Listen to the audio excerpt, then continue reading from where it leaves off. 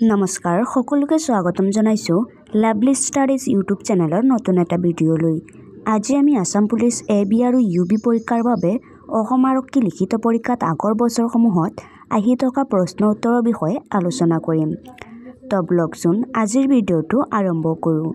আজি আমাৰ ফাৰ্ষ্ট কুৱেশ্যনটো দিয়া আছে, গৌতম বুদ্ধৰ জন্ম ক'ত হৈছিল? গৌতম বুদ্ধৰ জন্ম ক'ত হৈছিল সুধিছে। তলত অপশ্যন 4টা দিয়া আছে। অপশ্যন 4টাৰ মাজৰ শুদ্ধ উত্তৰটো হ'ব অপশ্যন এ লুম্বিনী। গৌতম বুদ্ধৰ জন্ম লুম্বিনীত হৈছিল।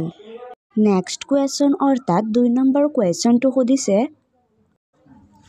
ৰামচৰিতমানস কোনে লিখিছিল? ৰামচৰিতমানস কোনে লিখিছিল সুধিছে। তলত অপশ্যন 4টা দিয়া আছে। অপশ্যন 4টাৰ মাজৰ শুদ্ধ উত্তৰটো হ'ব অপশ্যন চি তুলসী দাস। ৰামচৰিতমানস তুলসী দাসে লিখিছিল। নেক্সট কুৱেশ্যন অৰ্থাৎ 3 নম্বৰ কুৱেশ্যনটো সুধিছে, মেগাস্থেনিজ কাৰ শাসনকালত অসমলৈ আহিছিল? মেগাস্থেনিজ কাৰ শাসনকালত অসমলৈ আহিছিল সুধিছে। তলত অপশ্যন 4টা দিয়া আছে। অপশ্যন 4টাৰ মাজৰ শুদ্ধ উত্তৰটো হ'ব অপশ্যন বি চন্দ্ৰগুপ্ত মৌৰ্য। মেগাস্থেনিজ চন্দ্ৰগুপ্ত মৌৰ্যৰ শাসনকালত অসমলৈ আহিছিল। নেক্সট কুৱেশ্যন অৰ্থাৎ 4 নম্বৰ কুৱেশ্যনটো সুধিছে, তুমি মোক তেজ দিয়া মই তোমাক স্বাধীনতা দিম কথাষাৰ কোনে কৈছিল? তুমি মোক তেজ দিয়া মই তোমাক স্বাধীনতা দিম কথাষাৰ কোনে কৈছিল সুধিছে। তলত অপশ্যন 4টা দিয়া আছে। অপশ্যন 4টাৰ মাজৰ শুদ্ধ উত্তৰটো হ'ব অপশ্যন এ সুভাষ চন্দ্ৰ বসু। তুমি মোক তেজ দিয়া মই তোমাক স্বাধীনতা দিম কথাষাৰ সুভাষ চন্দ্ৰ বসুই কৈছিল। নেক্সট কুৱেশ্যন অৰ্থাৎ 5 নম্বৰ কুৱেশ্যনটো সুধিছে, কোনে ইউৰোপৰ পৰা ভাৰতলৈ অহা সাগৰীয় জলপথ আৱিষ্কাৰ কৰিছিল? কোনে ইউৰোপৰ পৰা ভাৰতলৈ অহা সাগৰীয় জলপথ আৱিষ্কাৰ কৰিছিল সুধিছে। তলত অপশ্যন 4টা দিয়া আছে। অপশ্যন 4টাৰ মাজৰ শুদ্ধ উত্তৰটো হ'ব অপশ্যন এ বাস্কো দা গামা। বাস্কো দা গামাই ইউৰোপৰ পৰা ভাৰতলৈ অহা সাগৰীয় জলপথ আৱিষ্কাৰ কৰিছিল। নেক্সট কুৱেশ্যন অৰ্থাৎ 6 নম্বৰ কুৱেশ্যনটো সুধিছে, ৰেজিয়া চুলতানা কোনটো ৰাজবংশৰ শাসক আছিল? ৰেজিয়া চুলতানা কোনটো ৰাজবংশৰ শাসক আছিল সুধিছে। তলত অপশ্যন 4টা দিয়া আছে। অপশ্যন 4টাৰ মাজৰ শুদ্ধ উত্তৰটো হ'ব অপশ্যন চি দাস ৰাজবংশ। ৰেজিয়া চুলতানা দাস ৰাজবংশৰ শাসক আছিল। নেক্সট কুৱেশ্যন অৰ্থাৎ 7 নম্বৰ কুৱেশ্যনটো সুধিছে, লং ৱাক টু ফ্ৰীডম গ্ৰন্থখন কোনে লিখিছিল? লং ৱাক টু ফ্ৰীডম গ্ৰন্থখন কোনে লিখিছিল সুধিছে। তলত অপশ্যন 4টা দিয়া আছে। অপশ্যন 4টাৰ মাজৰ শুদ্ধ উত্তৰটো হ'ব option B Nelson Mandela. Long walk to freedom গ্ৰন্থখন নেলছন মেণ্ডেলাই লিখিছিল। নেক্সট কুৱেশ্যন অৰ্থাৎ 8 নম্বৰ কুৱেশ্যনটো সুধিছে, প্ৰাগজ্যোতিষপুৰৰ প্ৰাচীনতম ৰজা কোন আছিল? প্ৰাগজ্যোতিষপুৰৰ প্ৰাচীনতম ৰজা কোন আছিল সুধিছে। তলত অপশ্যন 4টা দিয়া আছে। অপশ্যন 4টাৰ মাজৰ শুদ্ধ উত্তৰটো হ'ব অপশ্যন ডি মহিৰংগ দানৱ। প্ৰাগজ্যোতিষপুৰৰ প্ৰাচীনতম ৰজা আছিল মহিৰংগ দানৱ।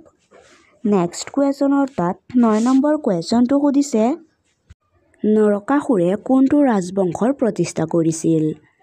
নৰকাসুৰে কোনটো ৰাজবংশৰ প্ৰতিষ্ঠা কৰিছিল সুধিছে। তলত অপশ্যন 4টা দিয়া আছে। অপশ্যন 4টাৰ মাজৰ শুদ্ধ উত্তৰটো হ'ব অপশ্যন এ বৌম ৰাজবংশ। নৰকাসুৰে বৌম ৰাজবংশৰ প্ৰতিষ্ঠা কৰিছিল। নেক্সট কুৱেশ্যন অৰ্থাৎ 10 নম্বৰ কুৱেশ্যনটো সুধিছে, কামৰূপৰ কোন ৰজাই কুৰুক্ষেত্ৰ যুদ্ধত অংশগ্ৰহণ কৰিছিল? কামৰূপৰ কোন ৰজাই কুৰুক্ষেত্ৰ যুদ্ধত অংশগ্ৰহণ কৰিছিল সুধিছে। তলত অপশ্যন 4টা দিয়া আছে। অপশ্যন 4টাৰ মাজৰ শুদ্ধ উত্তৰটো হ'ব অপশ্যন চি বগদত্ত। কামৰূপৰ বগদত্ত ৰজাই কুৰুক্ষেত্ৰৰ যুদ্ধত অংশগ্ৰহণ কৰিছিল। নেক্সট কুৱেশ্যন অৰ্থাৎ 11 নম্বৰ কুৱেশ্যনটো সুধিছে, কোনে কুন্দিল নদীৰ পাৰত কুন্দিল নগৰ নিৰ্মাণ কৰিছিল? কোনে কুন্দিল নদীৰ পাৰত কুন্দিল নগৰ নিৰ্মাণ কৰিছিল সুধিছে। তলত অপশ্যন 4টা দিয়া আছে। অপশ্যন 4টাৰ মাজৰ শুদ্ধ উত্তৰটো হ'ব অপশ্যন এ বিষ্মক। বিষ্মকে কুন্দিল নদীৰ পাৰত কুন্দিল নগৰ নিৰ্মাণ কৰিছিল। নেক্সট কুৱেশ্যন অৰ্থাৎ 12 নম্বৰ কুৱেশ্যনটো সুধিছে। শোণিতপুৰ কোন ৰজাৰ ৰাজধানী? শোণিতপুৰ কোন ৰজাৰ ৰাজধানী সুধিছে। তলত অপশ্যন 4টা দিয়া আছে। অপশ্যন 4টাৰ মাজৰ শুদ্ধ উত্তৰটো হ'ব অপশ্যন বি বান ৰজা। শোণিতপুৰ বান ৰজাৰ ৰাজধানী আছিল। নেক্সট কুৱেশ্যন অৰ্থাৎ 13 নম্বৰ কুৱেশ্যনটো সুধিছে। কাৰ ৰাজত্বকালত তেজপুৰৰ মহাভৈৰৱ আৰু ৰুদ্ৰপদ মন্দিৰ নিৰ্মাণ কৰিছিল? কাৰ ৰাজত্বকালত তেজপুৰৰ মহাভৈৰৱ আৰু ৰুদ্ৰপদ মন্দিৰ নিৰ্মাণ কৰিছিল সুধিছে। তলত অপশ্যন 4টা দিয়া আছে। অপশ্যন 4টাৰ মাজৰ শুদ্ধ উত্তৰটো হ'ব অপশ্যন বি বান ৰজা। বান ৰজাৰ ৰাজত্বকালত তেজপুৰৰ মহাভৈৰৱ আৰু ৰুদ্ৰপদ মন্দিৰ নিৰ্মাণ কৰা হৈছিল। নেক্সট কুৱেশ্যন অৰ্থাৎ 14 নম্বৰ কুৱেশ্যনটো সুধিছে। গুপ্ত শৰ্মাত সমুদ্ৰগুপ্তৰ সমসাময়িক বৰ্মন বংশৰ ৰজা কোন আছিল? গুপ্ত শৰ্মাত সমুদ্ৰগুপ্তৰ সমসাময়িক বৰ্মন বংশৰ ৰজা কোন আছিল সুধিছে। তলত অপশ্যন 4টা দিয়া আছে। অপশ্যন 4টাৰ মাজৰ শুদ্ধ উত্তৰটো হ'ব অপশ্যন ডি পুষ্য বৰ্মন। গুপ্ত শৰ্মাত সমুদ্ৰগুপ্তৰ সমসাময়িক বৰ্মন বংশৰ ৰজা আছিল পুষ্য বৰ্মন। নেক্সট কুৱেশ্যন অৰ্থাৎ 15 নম্বৰ কুৱেশ্যনটো সুধিছে। অশ্বমেধ যজ্ঞ অনুষ্ঠিত কৰা কামৰূপৰ প্ৰথমগৰাকী ৰজাৰ নাম কি আছিল? অশ্বমেধ যজ্ঞ অনুষ্ঠিত কৰা কামৰূপৰ প্ৰথমগৰাকী ৰজাৰ নাম কি আছিল সুধিছে। তলত অপশ্যন 4টা দিয়া আছে। অপশ্যন 4টাৰ মাজৰ শুদ্ধ উত্তৰটো হ'ব অপশ্যন বি মহেন্দ্ৰ বৰ্মন। অশ্বমেধ যজ্ঞ অনুষ্ঠিত কৰা কামৰূপৰ প্ৰথমগৰাকী ৰজাৰ নাম আছিল মহেন্দ্ৰ বৰ্মন। নেক্সট কুৱেশ্যন অৰ্থাৎ 16 নম্বৰ কুৱেশ্যনটো সুধিছে। বৰ্মন বংশৰ শ্ৰেষ্ঠ ৰজাজন কোন আছিল? বৰ্মন বংশৰ শ্ৰেষ্ঠ ৰজাজন কোন আছিল সুধিছে। তলত অপশ্যন 4টা দিয়া আছে। অপশ্যন 4টাৰ মাজৰ শুদ্ধ উত্তৰটো হ'ব অপশ্যন এ ভাস্কৰ বৰ্মন। বৰ্মন বংশৰ শ্ৰেষ্ঠ ৰজাজন আছিল ভাস্কৰ বৰ্মন। নেক্সট কুৱেশ্যন অৰ্থাৎ 17 নম্বৰ কুৱেশ্যনটো সুধিছে। কুমাৰ ৰজা উপাধিটো কাক দিয়া হৈছিল? কুমাৰ ৰজা উপাধিটো কাক দিয়া হৈছিল সুধিছে। তলত অপশ্যন 4টা দিয়া আছে। অপশ্যন 4টাৰ মাজৰ শুদ্ধ উত্তৰটো হ'ব অপশ্যন এ ভাস্কৰ বৰ্মন। কুমাৰ ৰজা উপাধিটো ভাস্কৰ বৰ্মনক দিয়া হৈছিল। নেক্সট কুৱেশ্যন অৰ্থাৎ 18 নম্বৰ কুৱেশ্যনটো সুধিছে।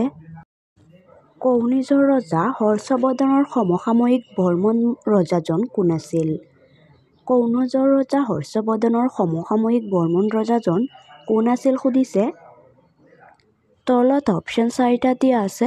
অপশ্যন 4টাৰ মাজৰ শুদ্ধ উত্তৰটো হ'ব অপশ্যন এ ভাস্কৰ বৰ্মন। কৌনজৰ ৰজা হৰ্ষবৰ্ধনৰ সমসাময়িক বৰ্মন ৰজাজন আছিল ভাস্কৰ বৰ্মন। নেক্সট কুৱেশ্যন অৰ্থাৎ 19 নম্বৰ কুৱেশ্যনটো সুধিছে। কামৰূপত শালস্তম্ভ ৰাজবংশ কোনে প্ৰতিষ্ঠা কৰিছিল? কামৰূপত শালস্তম্ভ ৰাজবংশ কোনে প্ৰতিষ্ঠা কৰিছিল সুধিছে। তলত অপশ্যন 4টা দিয়া আছে। অপশ্যন 4টাৰ মাজৰ শুদ্ধ উত্তৰটো হ'ব অপশ্যন চি শালস্তম্ভ। কামৰূপত শালস্তম্ভ ৰাজবংশ শালস্তম্ভই প্ৰতিষ্ঠা কৰিছিল। নেক্সট কুৱেশ্যন অৰ্থাৎ 20 নম্বৰ কুৱেশ্যনটো সুধিছে। শালস্তম্ভ ৰাজবংশৰ শেষৰজন ৰজা কোন আছিল? শালস্তম্ভ ৰাজবংশৰ শেষৰজন ৰজা কোন আছিল সুধিছে। তলত অপশ্যন 4টা দিয়া আছে। অপশ্যন 4টাৰ মাজৰ শুদ্ধ উত্তৰটো হ'ব অপশ্যন এ ত্যাগসিংহ। শালস্তম্ভ ৰাজবংশ শেষৰজন ৰজা আছিল ত্যাগসিংহ।